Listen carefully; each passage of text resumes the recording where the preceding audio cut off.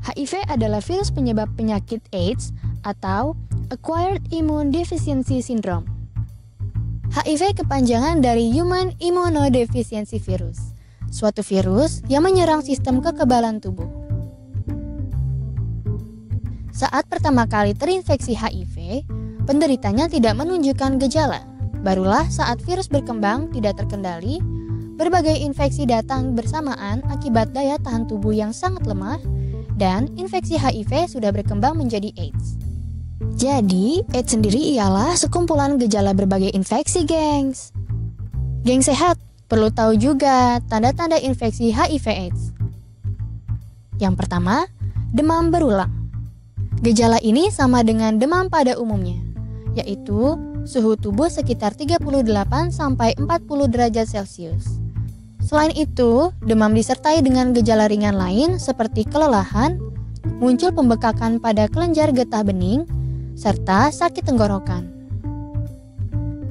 Yang kedua, nyeri otot. Nyeri otot di sini berbeda dengan pegal-pegal akibat kelelahan setelah beraktivitas fisik.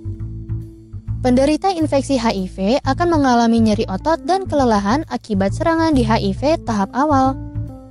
Yang ketiga, kelelahan. Respon inflamasi yang dihasilkan oleh sistem kekebalan tubuh bisa mengakibatkan lelah dan lesu pada tubuh. Kelelahan tersebut dapat menjadi tanda awal maupun infeksi HIV yang sudah lanjut. Yang keempat, ruam kulit.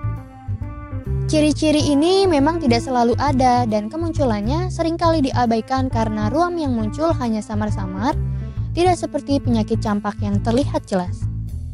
Yang kelima, penurunan berat badan. Menurunnya sistem kekebalan tubuh akibat infeksi HIV bisa menyebabkan berbagai gejala infeksi yang berdampak pada penurunan berat badan. Yang keenam, keringat malam. Bagi penderita HIV, tanda keringat malam akan terjadi walaupun saat tidak sedang melakukan aktivitas fisik apapun. Yang ketujuh, sakit tenggorokan. Rasa sakit pada tenggorokan yang muncul sama seperti ketika terkena radang tenggorokan pada umumnya. Yang kedelapan, kebingungan atau sulit berkonsentrasi. Penderita HIV kerap mengalami gangguan kognitif berupa kebingungan dan kesulitan berkonsentrasi. Penderita juga mengalami gangguan memori dan perilaku mudah marah atau mudah tersinggung. Bagaimana HIV ditularkan? Yang pertama, hubungan seks. Hubungan seks yang tidak aman yaitu berganti-ganti pasangan tanpa kondom atau hubungan seksual sesama pria merupakan faktor risiko utama penularan virus HIV. Yang kedua, penggunaan jarum suntik. HIV dapat ditularkan melalui pemakaian jarum suntik yang telah terkontaminasi dengan HIV. Misalnya pada pengguna narkoba suntik. Selain HIV, pemakaian jarum suntik secara bergantian memiliki risiko penularan virus lain seperti hepatitis. Yang ketiga, transfusi darah. Penularan HIV juga bisa disebabkan melalui transfusi darah. Tetapi, kejadian ini semakin jarang terjadi karena telah diterapkan screening darah donor yang ketat. Yang keempat, dari ibu hamil ke janin. Seorang ibu yang sedang hamil yang terinfeksi virus HIV dapat menularkannya ke bayi melalui kehamilan, persalinan maupun ASI. Namun, angka kasus ini sudah sangat menurun. Karena ibu hamil dengan HIV dianjurkan mengonsumsi obat antiretroviral yang telah terbukti efektif mencegah penularan ke bayi.